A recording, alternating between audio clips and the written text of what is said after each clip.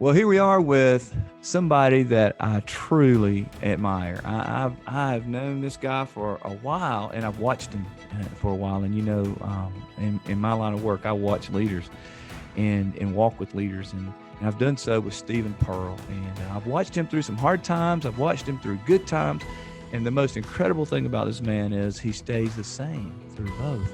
So I am so excited to have him today on our podcast. Stephen, thank you for being here. Thanks for giving up. I know you are slammed, assistant basketball coach of the Auburn Tigers, and you have just a little bit going on, getting ready for this ridiculousness that we're having with this COVID, but you're trying to get ready for a season in the middle of that. But thank you for being here. Thanks for giving me just a few minutes and for giving us a few minutes of your time. No, Doc, thank you. Thanks for having me on. Thank you for your friendship, for your leadership, for your mentorship. Happy to take the time to, spend some time with you and talk about some of these topics. Well, I want to talk, and you've heard me say, if you're listening, you've heard the intro and amazing things that Stephen has accomplished. It's just incredible. But I want to talk about something else instead of those accomplishments today, Stephen. I want to talk about you. Because I think we can learn from you. I think we can grow together, and I know from our conversations that you have a depth to you that is really rare. So I want to take just for a few minutes and let's talk about Stephen Pearl if we can. And I know that you might have somebody famous in your life that you've been around a while, with your dad. Yeah. And if somebody's listening in another country and you're or maybe you've just been under a rock, I don't know. Stephen's dad is Bruce Pearl. He's the head coach of the Auburn Tigers too. So we want to well, we appreciate that, and that's awesome. But we want to hear about not only what it was like living in that household, but we want to hear about you Mhm. as a person. So let's go back to a day in the life of Stephen as a child, as an 8-year-old, Mhm. as a 6-year-old. Take us through what was it like growing up in your home as an 6 or 8-year-old. I mean, growing up, Doc, it was wanting to spend as much time with BP as coach as possible. Mm, And whether that was going to the gym while he was running practice and just running around, getting to spend as much time with him as possible, playing sports, doing all types of other things. But I can just vividly remember growing up, I was surrounded by his players. They were like older brothers to me, and they took me in like I was one of theirs. Um, so people talk about how being a coach's kid can be really difficult. I don't see it that way. I thought it was an unbelievable blessing for me to grow up in that mm, environment because one, I had to learn how to be around different people, new people. I had to learn how to build relationships with people that were older than me. I had to learn how to just adapt. And I got to be around a lot of really cool experiences. I got to travel to road games. I got to be, a part of some really cool memories of winning a national championship when I was in first grade, when wow. coaches at Southern Indiana. So like as a kid growing up, I remember all those things.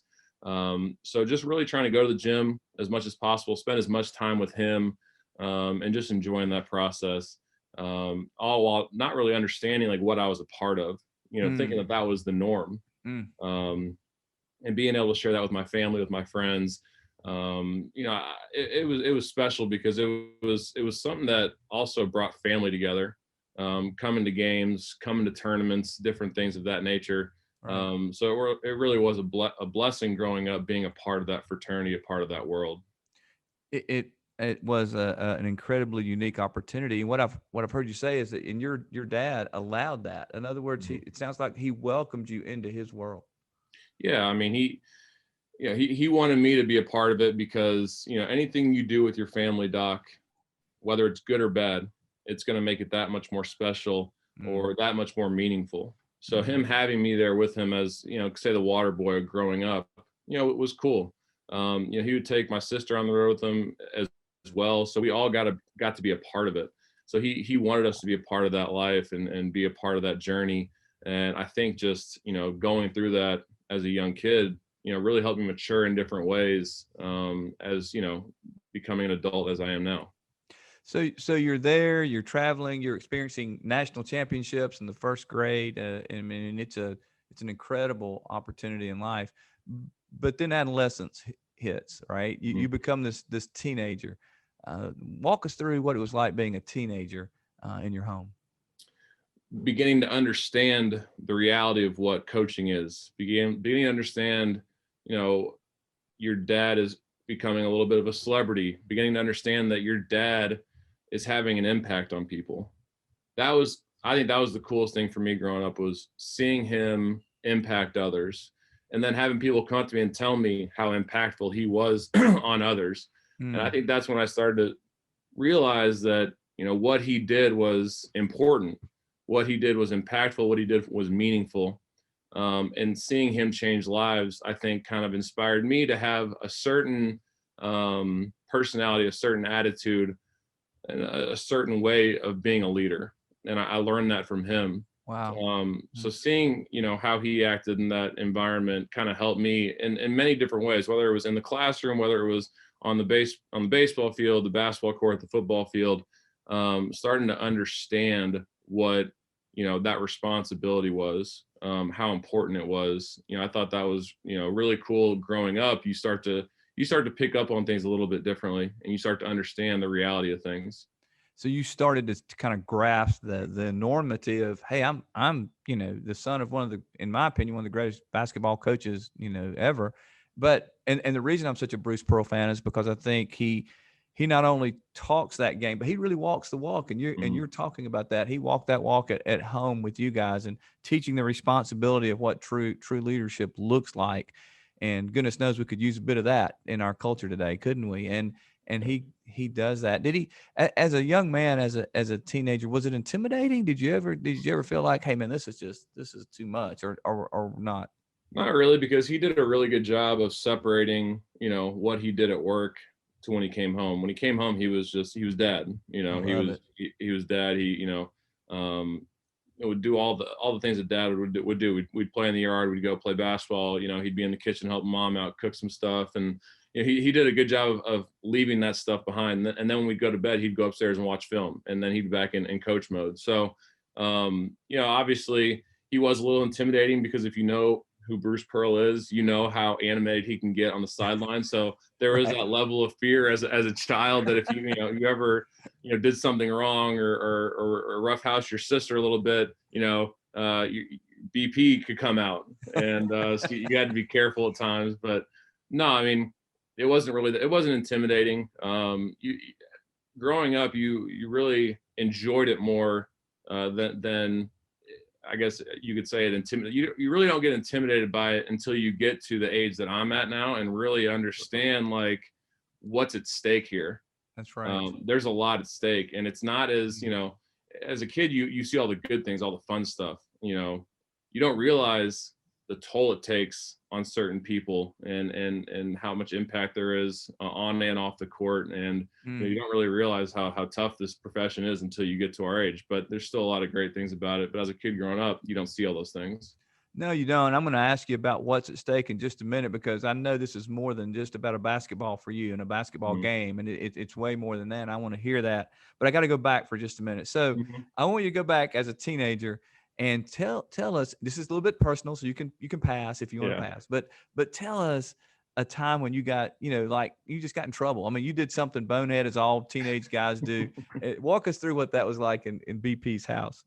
I mean, I had a terrible attitude growing up. I was a sore loser. You know, I was the kid that if I struck out, I threw my bat and threw my helmet.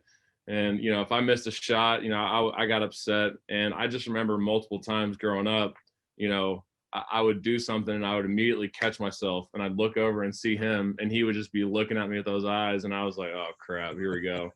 So just, you know, growing up, having a little bit of a short temper and attitude, and just seeing, you know, how he handled those things. As his son, he was probably a little rougher on me, but you know, as I grew up, I understood why he did that. And you know, I think it made me better because of it. But just trying to, you know, grow through those things, and him trying to, you know, still treat me as a son, because he wanted to treat me as one of his players almost, I think, growing up. Because if Yeah, one of his players threw a fit like that, he'd have a different way about it. But I being a bet he would. son, you know, I think he has to separate the two. So it was, you know, that was some of the stuff that I vividly remember growing up. Until he had to treat you differently, until you had to have this dream of playing for your dad, and you worked yourself to death. I know that's just who you are. You're disciplined. Mhm. You worked hard, and then you achieved incredible success in high school, and now the time is here, and you're playing for your dad. Help us, give us some insight on that. What in the world was that like? So, just playing in high school, um, wasn't really good enough sophomore, junior seasons of playing Division I basketball. Senior year, the light kind of came on. I had a great year. Started to get recruited by some Division II schools, low Division I schools, um, and had the opportunity to walk on at Tennessee and pass up a few scholarship opportunities, and kind of had to make a decision at that point. Do I want to go play at a lower level, be successful in the basketball world, or do I want to try and play at the highest level, work my way up into that top 10 of the rotation as a walk-on? Also putting myself in position at a school like the University of Tennessee to have more of a network after college. So I try to think of it more at a young age as a holistic approach. I'm going to have more connections. I'm going to see more things. I'm going to travel the world. I'm going to experience a lot more at Tennessee as a walk-on than I would be, say at a Division II school or a low Division I school as a scholarship player. So made that decision. It was a great decision. But me being me, I thought I was better than what I was. So I wanted to play right away. So our first 2 years at Tennessee, like me and my dad butt heads, because there was times where, I felt like I should be playing, and he wasn't going to give it to me because I was his son. Obviously, he was going to make me work that much harder. And there was a year where I probably could have been playing that he even didn't play me that year because he didn't want people thinking I was going to get that opportunity just because I was his son. And I think the guys on our team saw that and respected that because they knew that, everyone is going to be treated the same. He treats all of his kids, just as badly as he treats me in that regard. He treats everyone fair. So, I first redshirted my first year. My first 2 years didn't play a lot. My junior and senior season ended up playing a lot, having a pretty successful run my last 2 seasons at Tennessee. But I just, it taught me to be patient. It taught me to, be ready, always stay ready, Wow, and regardless of what you do in life, you have to be ready when your opportunity presents itself. And that happened my junior season, took full advantage of it. We ended up, going to the Elite Eight that year, being 1 point away from a Final Four, one of the greatest teams in Tennessee basketball history. I was a part of that, which was unbelievable, incredibly rewarding. But just being able to have that relationship, we were at a low point at one time, and to be able to get, back to where we were by the end of my career, and now we're working together. It teaches you a lot when you go through those trials and tribulations with someone in your family, and being, that close to someone in their professional life. There could be some people on here that are our father, son, or mother, daughters that work together. It's not easy, but anything that's is good is worth working at, and I think that's something that we did throughout my time at Tennessee, and it's kind of carried over to today. Wow, that's an incredible insight. And Stephen, what are the differences that you noticed from when you walked on as a freshman at Tennessee, and then now let's go to that junior senior year where you've matured.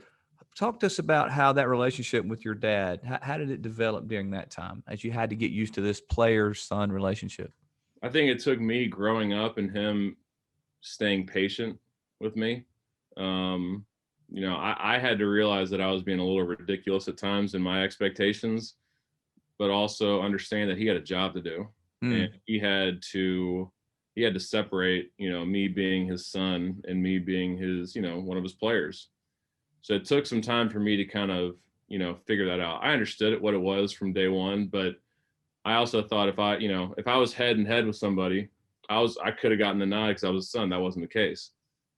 He wanted me to work that much harder, and I think, it's a blessing that he did that, because now in my professional life, that's kind of carried over to what I, apply to my everyday work ethic and just activities. Is you got to work that much harder because people are always going to say something about you. You're in a certain position because of who you are, blah, blah. You just got to break through those barriers and those walls and just keep working, and not worry about what people have to say. Don't worry about the outside noise. and just let the results do the talking. And I think at Tennessee, you know, I was a part of 2 really successful teams. We had results there. You know, now here at Auburn, we've had an unbelievable 3-year run. You know, Yeah. since I've been on staff, and I've been here for, this is our 7th year now. So just gotta let the results do the talking, and you can't, be bothered by the outside noise, and just keep grinding. What truths you learned? But you had to be coachable, Stephen. You had to be able to receive those truths from your dad and work to apply them, and obviously you have, and you went through that wonderful experience in college because you have these high expectations for yourself. Did you ever think about going to the next level and playing at the next level? Yeah, I did. After college, I had the opportunity to go play in Israel, and a few other places overseas. But that was another one of those moments, Doc, where I had to sit there and kind of look at things and think, all right, am I more valuable now? Because when you're a 6'5" white guy, you're not your professional basketball career isn't really going anywhere, So I had to be realistic with myself at that point. I had to sit there and say, all right, Yes. I could milk this thing out for a couple of years, make okay money, see Right. the world. That'd be awesome. Yeah. But where's my value right now? My value is in the professional workplace right out of college. So I ended up my senior year. I networked with a man named Ron Barzak in Knoxville, Tennessee. He was the number 1 sales rep in the world for Stryker, which is a medical sales company.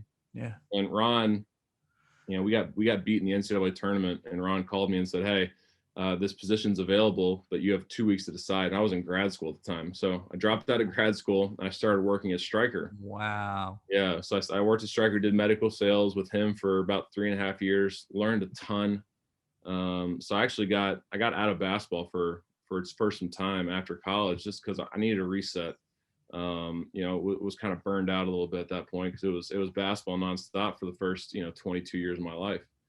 So I hit the pause button, stepped out, tried something different, tried to grow in a different area, and it was a really good decision on my part. Yeah, that's amazing that you had that maturity as a young man at that age to know, hey, I need to step back. I need to step back and reset. And I know you carried that work ethic, you carried the responsibility, you carried all of that. Let your results speak into the professional sales world, right? Yeah, I mean, I had a lot of learning to do, and Mm.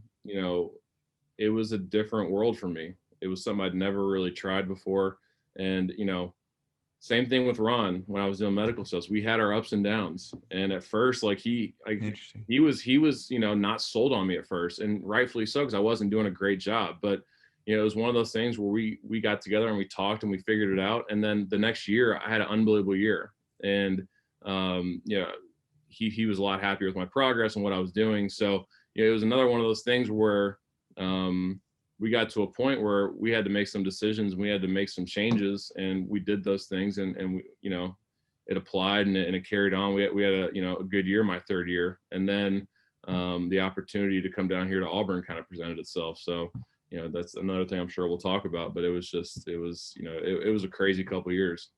So we will talk about that in just a minute. But here's the pattern I'm seeing, Stephen. I want you to speak to this. All through your career, all through your life, you have been exposed to some incredible opportunities, and that's wonderful. But a lot of people are exposed to opportunities of different levels. But it appears to me that in each area, whether it's basketball or sales, you are coachable. You somehow you have found this ability to be coached. Is that true? And how does that affect you now? Yeah, I think that's true, and that's something that you kind of learn from your dad being a coach. You kind of see how he interacts with players, and you see the guys that aren't coachable, and they usually tend not to succeed unless they're just so talented that it doesn't matter, and they just they rise above it. But there's not a lot of individuals like that. I'm not one of those individuals, so I realized that usually people that are in positions that are, like a Bruce Pearl, who's a head coach, or my former boss, Stryker, Ron Barzak, who's the best salesman in the country. Those guys are there for a reason. So you need to swallow your pride a little bit, shut up and listen. Wow. And I think that's, that was really important for me in multiple areas. Is once I realized at Tennessee that I had to change a few things about who I was as a player to get on the floor. And that was, spending an entire summer in the weight room and gaining 30 pounds of muscle and going from a scorer to nothing but a defensive stopper, that got me on the floor. And then, at striker, when Ron told me all the different things that I needed to do differently, applying those things and actually doing them, it's just, it's difficult, but it's pretty simple at the same time. You got to listen to those that are your superiors, apply those things, and the results will just kind of speak for themselves. Yeah, you've lived that, you've experienced it, and it has to make it at least more effective now when you're trying to coach these young men on the court, because you've been there. You have done what you're asking them to do, and I want to talk about your investment in their life in just a minute. But we're through striker now. We're coming back to the Plains. You have this opportunity. Take it from there. So we were, it was crazy because me and my good friend Jordan Howell, who's from Auburn, played at Tennessee with me, and coach were driving down to Atlanta for the SEC tournament. And coach looks over at Jordan and says, "Hey, Jordan, you lived in Auburn growing up. Can Auburn be good at basketball?" And this is like the first I'd heard of him like being interested in the job. And I was like, "What? Like, what do you mean?" He's like, "Well, they approached me," and Jordan told him, he said, "It's a tough job, but if anyone can win there, it's you." And, that was kind of all he needed to hear at that point. So he ended up going through the interview process with Jay Jacobs and David Benedict, and ended up getting hired and asked me if I'd be interested in coming down here to help him build this thing.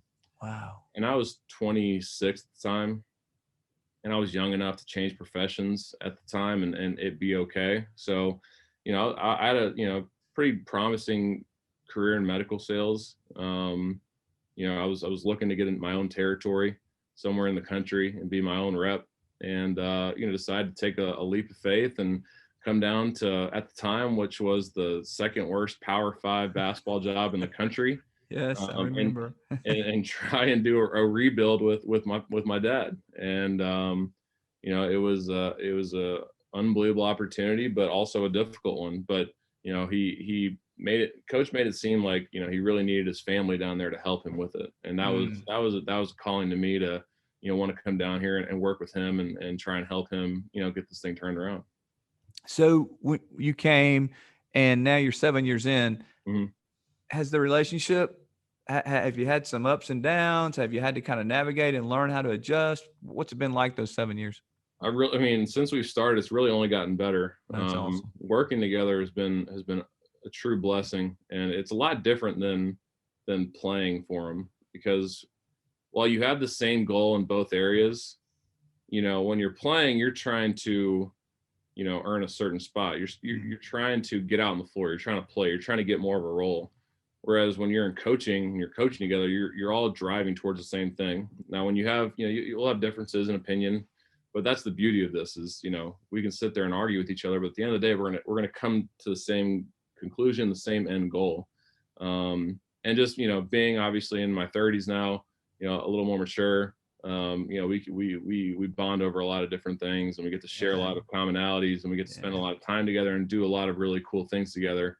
So as I've gotten older, gotten more mature, our relationship's only gotten better, and it's been an unbelievable ride. That is amazing. And there's no doubt that relationship is so strong, but let me tell you what I've seen. I want you to respond to is I've watched you these past 7 years. There's no doubt that your dad loves you and believes in you and gave, there's no question about that. It's very obvious, but here's what I've seen. And I want you to speak to this.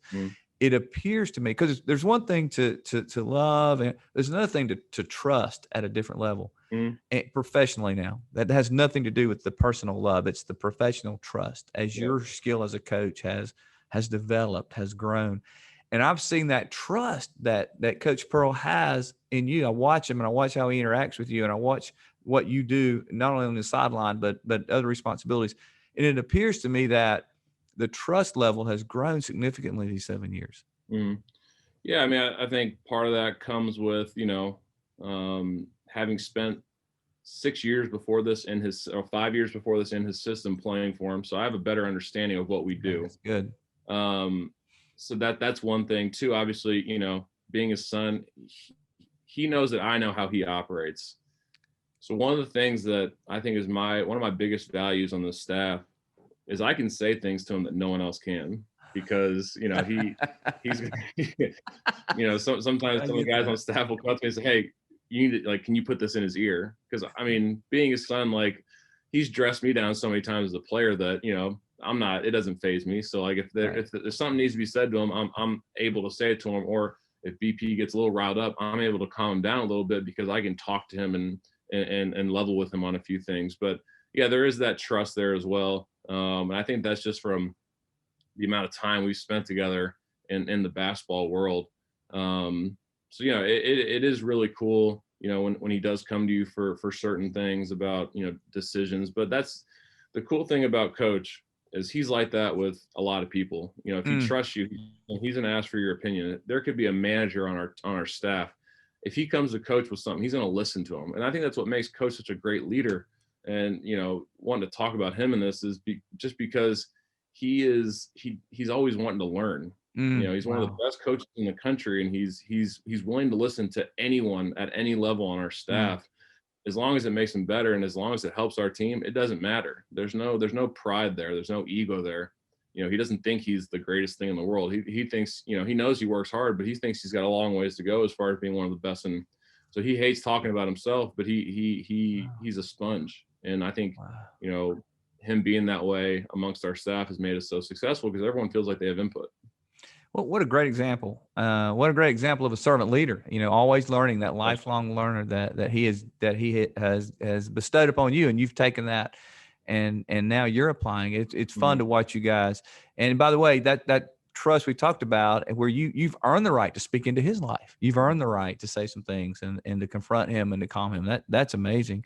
So here you are, and you have achieved this position, if you will, and it's much more than a position for you, because as assistant coach, you have responsibilities for investing in players. You have responsibilities, and you have achieved. Would you talk just a minute? I mentioned it earlier in the intro, but I want you to speak just a minute about the academic rigor that you've instilled in this basketball team. Would you talk about that?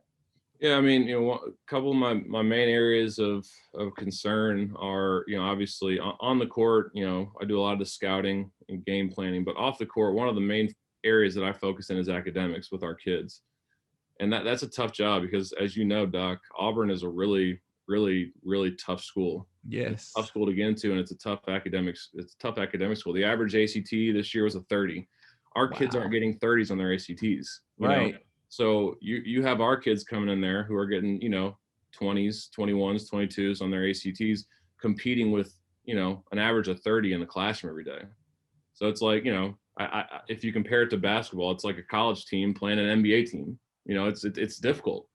So our kids have to work twice as hard, and they also have the schedules on top of that with practice and training and class and all the media availability, all types of stuff. So, you know, one of the things that we're super proud of here at Auburn is, you know, we've graduated more athletes in basketball in the SEC than anyone in the country.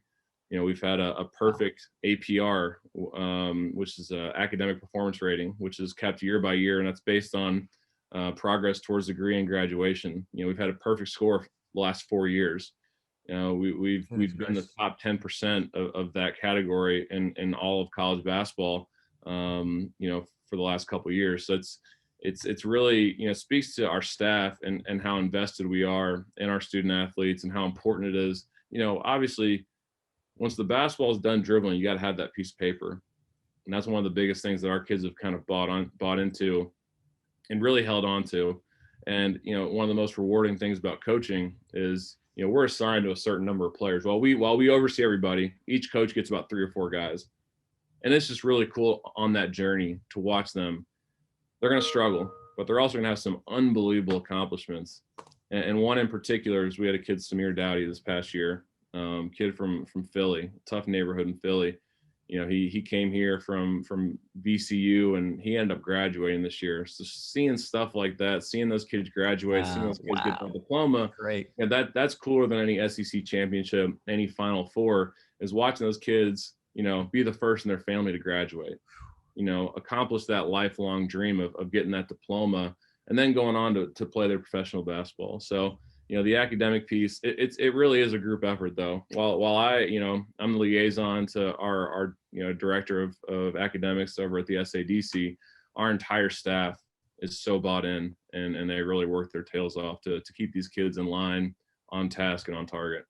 You know, the underlying message though is you are sending a strong cultural messaging to the players. You're more than just a basketball player to us. We care about you. We know that when this Mhm. ride ends, you've got to be prepared, as you've spoken of earlier. You've got to be ready for whatever comes. And the way that you can be ready is to have that piece of paper, that diploma, and putting the time, energy, and investment. That is a testimony to your authentic care for the player, I think, and it's so refreshing. Perhaps one of the things I'm most proud of you for, and our team and our staff. I mean, leading our team to that, but that says a lot. And go back to what you said, Stephen. Results speak, right? Look Mhm. at all those academic success stories that you could name, and so that's quite amazing. And you also are responsible for investing in these players from a basketball skill standpoint. How do you do that? How do you get a player to hear you, Stephen? How do you build that rapport when you're out there working with a kid who, like you may have come from very difficult circumstances, or maybe has been a prima donna or whatever? Mhm. How have you been so successful investing in them? It's time spent. I mean, these kids keep score. Wow. How often are you in the gym while they're working out? Now we have a certain limit of hours that we can be with the guys. It's not unlimited, unfortunately. If it was unlimited, we'd be in there all the time with them. But Mm, you know, do you go to lunch with them? Do you shoot them a text message? When they're having a bad day. These kids don't care how much you know until they know how much you care. mm, And I think that's just been really big. Coaches always told us that it's time spent, and you got to show them how much you care.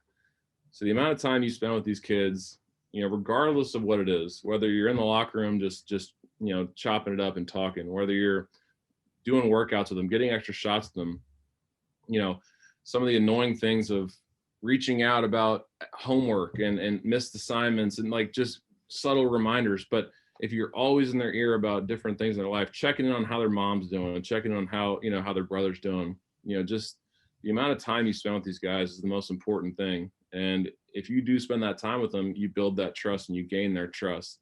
And at that point, they're willing to do anything for you, whether it's whether selfishly and unselfishly. And I think one of the things that we've been able to do over the last couple of years is we've made a huge connection with our players, and it's really made our culture and our locker room a lot better. So the amount of time we've invested, yeah. I think, has really changed a lot of things in this program. Has been really a big reason why we've been so successful. It is so evident, Stephen, the culture change that you guys have made, and you are a family. It's not; those are not just words. Mhm. It's truth, and we see it. Those are that are on the outside. But you have earned the right to do that by investing in them off the court, so that you could help them on the court. It's amazing example of leadership. I mean, it's just a great example of we can't expect to lead others unless we invest in others. And I love what you said. They need to know how much you care. And I want to kind of turn the corner as we look at draw. I could talk to you all day, and you're just brilliant. I love your heart. But uh, take a minute and share with us, if you don't mind, being a bit vulnerable. Mhm. Share with us what has been a struggle that you've had on your leadership journey. Something that you think of that it was painful, it was hard, it was a struggle. Would you share that with us? Um, I mean, you want it in professional life or just in college? What would be? Well, I'll say it's your choice. Why don't you do professional life if you have one? Yeah. Well, as you know, Doc, I mean, we had some struggles 3 or 4 years ago in our program. Yeah. Had some scrutiny. Had an assistant coach who got down the wrong road. Whether it was intentional or unintentional, I don't think it was intentional at all. I think one of our coaches just got into a bad spot and made some bad decisions, and it resulted in some consequences for our university and for our basketball program.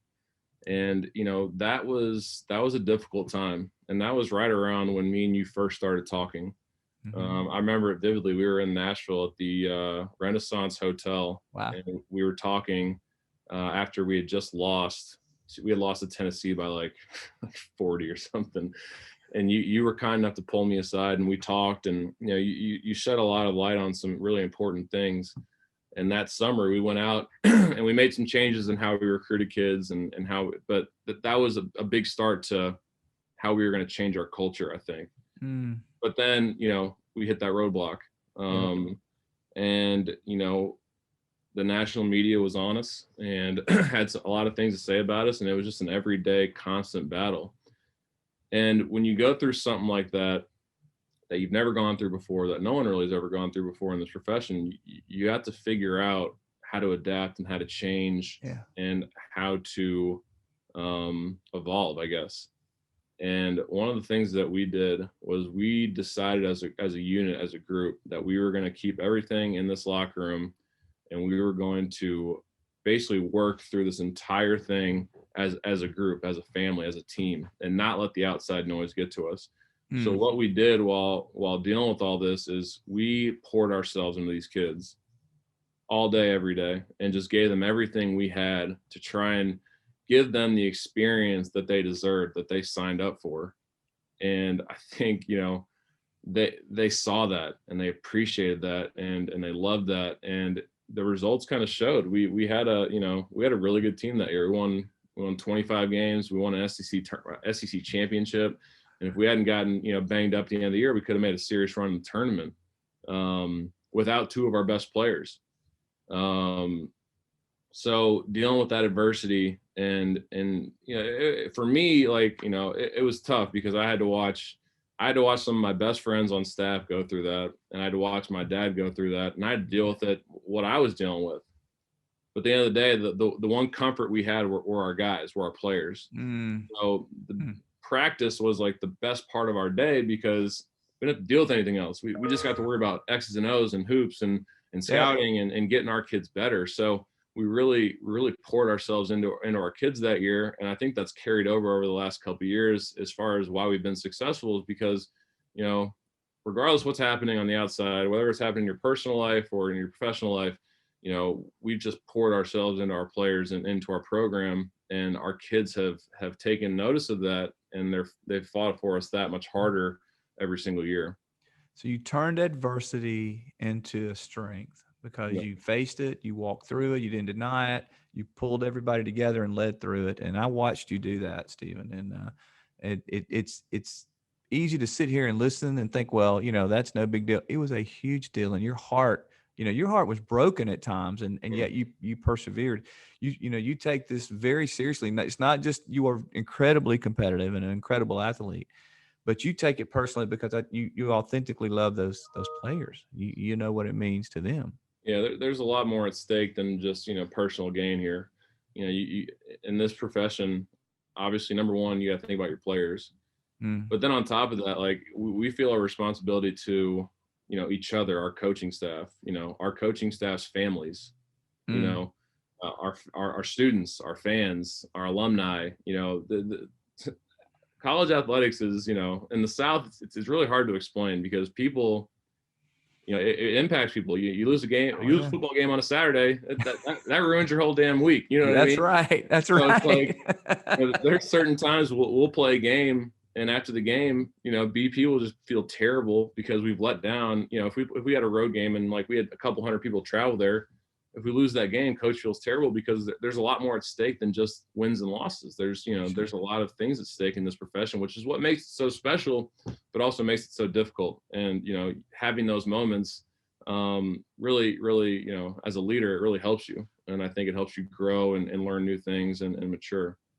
Yeah, I agree, and I never will forget your face. At the end of the Final Four, when I saw you outside. It was authentic. It wasn't anger. It was hurt. I mean, you were, and I knew exactly what you were thinking. That, we had this, this responsibility, and I saw that a lot is at stake, and I love that about you. I think that says a lot about who you are and who your dad is. And so here's how I want to close it, if you don't mind. There are some young leaders out there, Stephen, who are just like you were, and but they're trying their best to get there. They want to lead well. They may not have even had the opportunities that you have, but they do have. We all have some type of opportunity, right? We can find that. What help can you give them? Tips on what do they need to be doing to be the leader that will help them to make an impact in life? What tips can you give them? I'd say the main thing that I think was most important for my growth and my continual growth is just being a sponge. I'm around some of the best men and leaders I've ever been around. You got obviously Mm. Coach, but then, in the offices next to me, I got Chad Pruitt, I have Ira Bowman, and I have Wes Flanagan. And those are guys on our staff, for those of you that don't know Auburn basketball. And as men, as fathers, as husbands, as servants, they're some of the greatest I've ever been around. So every day I try and sit back and watch them work, and I learn a couple things from them every single day. And I try and put that to what I do. And if that works with what my approach is, so that's one thing. One is being a sponge. Always continually learn. Be willing to learn. Don't ever think you have it all figured out. Always willing to learn. And then two, just try things that make you uncomfortable a little bit.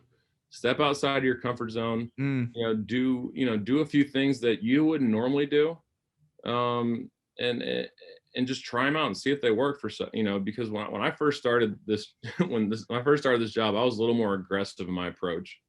That's just kind of who I was, and I realized that just wasn't working. I wasn't getting to the kids. So I completely changed what I did, and I tried a different approach, and I tried to be a little more gentle and a little more subtle, and I had to evolve a little bit. Mm. I think that was really important, because you can't treat everyone the same. You have to treat them fairly. That's right. So every kid is going to, or person in general is going to respond differently. Like there's certain people that you can yell at and you can really get after, and that's how they absorb information. But some people, you do that to, they'll shut down completely. So you might have to pull that person off to the side and give them a little more gentle approach to how you want to deliver your message. So being able to, one, change your approach, be uncomfortable, but two, also understand that every person you're leading is not going to be the exact same. So everyone is going to respond differently to how you are coaching them or how you are leading them.